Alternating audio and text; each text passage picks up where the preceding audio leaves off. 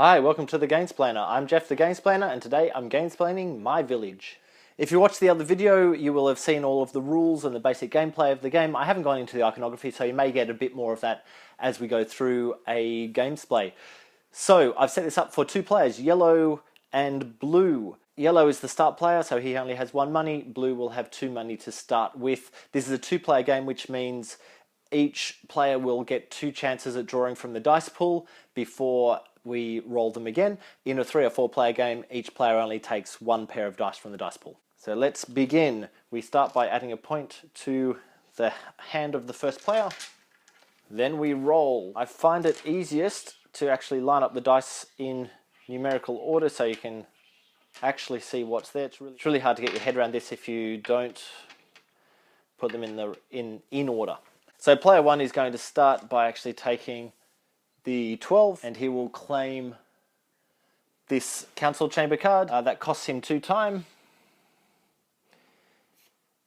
He will get 1 point onto his story tree. He will get this banner marker, which he will put next to his school, and we start with 1 ability to change the dice roll.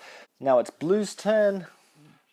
Blue is going to claim the 7, the 5 and the 2, and go straight after the travel cards. So he takes the top one of the A pile. That will cost him 2 time. And he has a 4-pointer, but the next travel is going to cost him 2 money as well. Back over to player 1. Player 1 is going to grab the 4, so the 2 and the 2, to take some potential customers. Okay, he's going to grab that one and that one, both of which can be actioned on a 2 or a 12. And he might grab this one as well, pushing that out. So you notice already it's a little bit of a table eater. So he's taken 3 potential customers. That will cost him 2 time and 1 money. The blue player, because he's going after the travel, is going to need a horse to be able to do his next section of the travel. So he can use a 6 to take a horse. That will cost him 2 time, but he gets a horse straight away. 2 time. Okay, both players have now taken 2 sets of dice, so we go back to a starting position. 1 point onto the hand and roll all the dice again. The yellow player really needs to create some scrolls and some carts to be able to fulfill this area at the moment. However, now he's going to grab those 2 6s again. Grab the pair of 6s so that he can build a church, and he's going to grab this church. What those 2 icons mean is when the rat gets to the top and eats half of the points on the point tree, he will actually be protected twice for that to happen. So that costs him 3 time and goes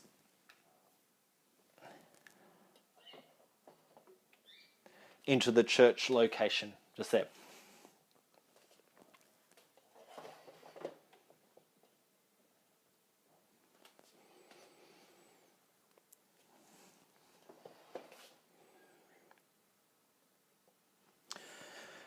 Blue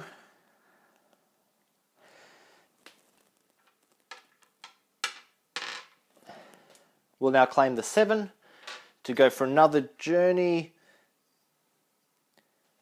which is the B card this time.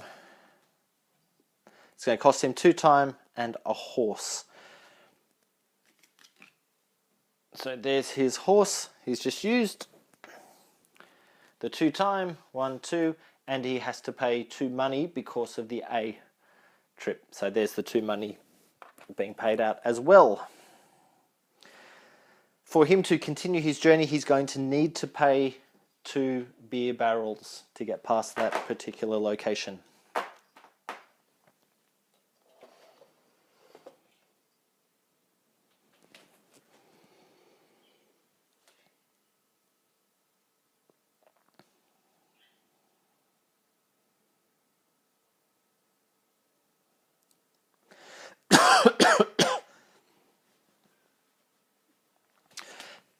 Okay, yellow is going to claim a 9 and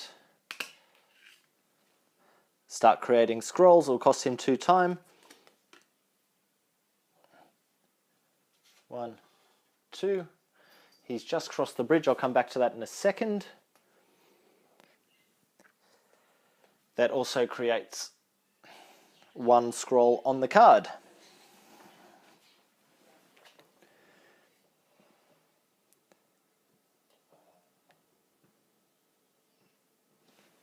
Now, because he just passed the bridge, someone needs to be killed off. So,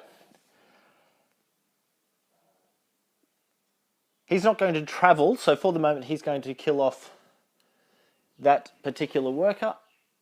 That goes up to there. He gets 2 story points, or story tree points, for killing that worker. He rolls the die to see what happens to the rat. The rat is going to move 6 spots. 1, 2, 3, 4, 5, 6. Which means it's fairly likely that rat's going to go over the line next turn, or next person who dies.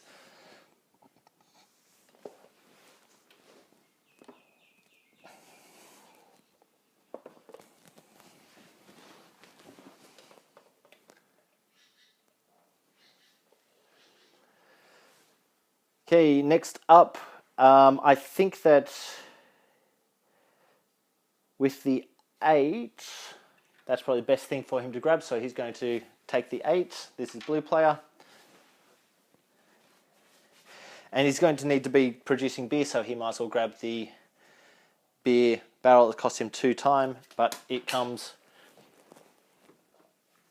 with a beer. So there's his 1 beer and 2 time. That's the end of that turn, so we set up for the next roll. 1 more point onto the first player hand.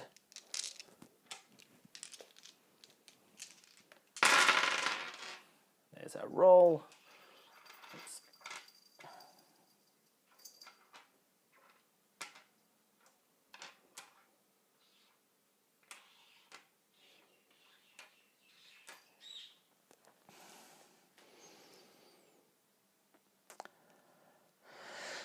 Yellow has... Oh, hang on. What shall I want to do here?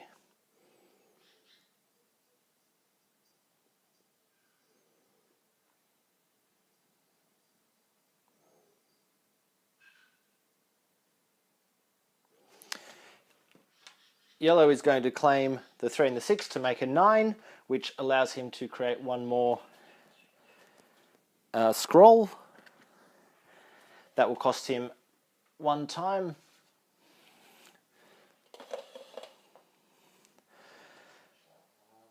Blue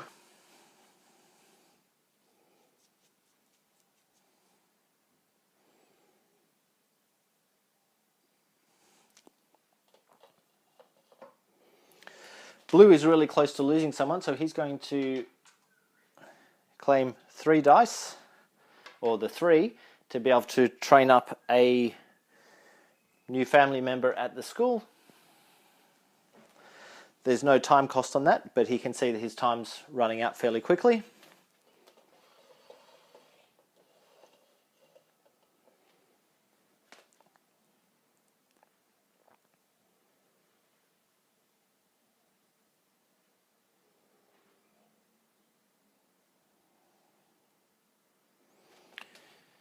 Yellow is now going to use the 2 black ones, so that's going to cost him 2 time for each black die. 1, 2, 1, 2.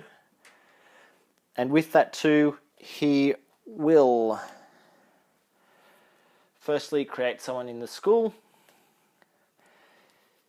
He will add 1 token over there, allowing him to change a die in a future roll. And he will sell 2 scrolls to this card, which has no time, so that question mark means he can sell any good and 1 scroll. He's selling 2 scrolls. That becomes points that are safe at the end of the game.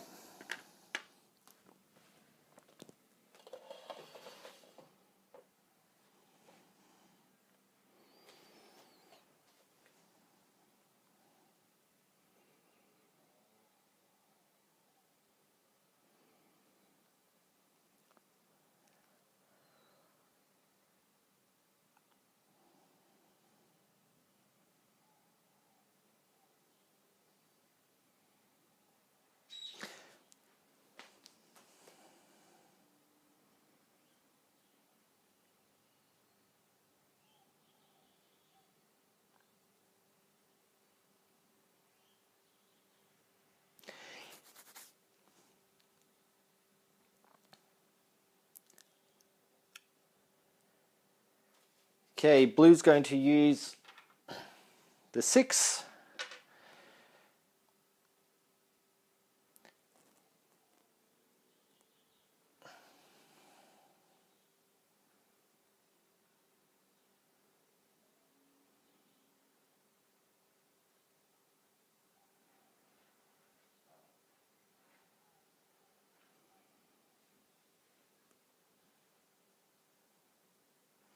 To go after the plough.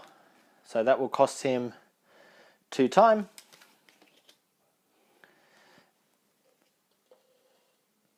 Add that card to the end with 1 good on it.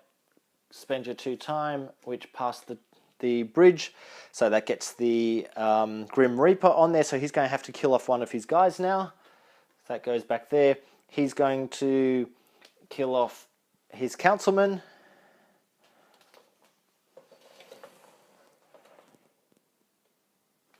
Which gets placed up there in the Village Chronicles for 2 points. Going onto his point tree.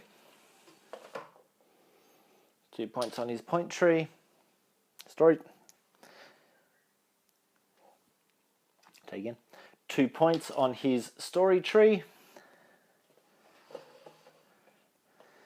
Then he rolls the rat die for 2.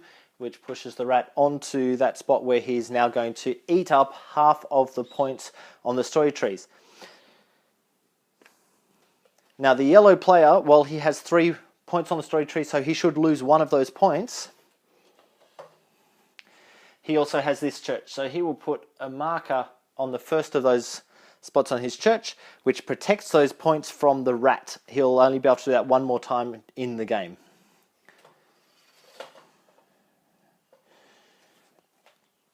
Blue has 2 points on his story tree, and so they get 1 of them gets eaten and replaced with a 1.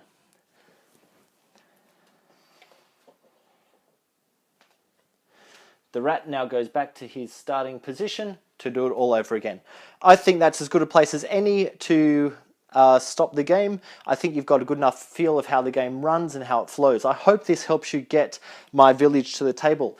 If you have any comments or suggestions, please write them below. If you've got any games that you wish to be Gamesplayed, please shoot me an email at thegamesplainer@gmail.com. Follow me on Instagram and Twitter at thegamesplainer to see what games I've been playing. Subscribe to my videos to keep up to date with the games that I'm gamesplaining. And until next time, enjoy gaming.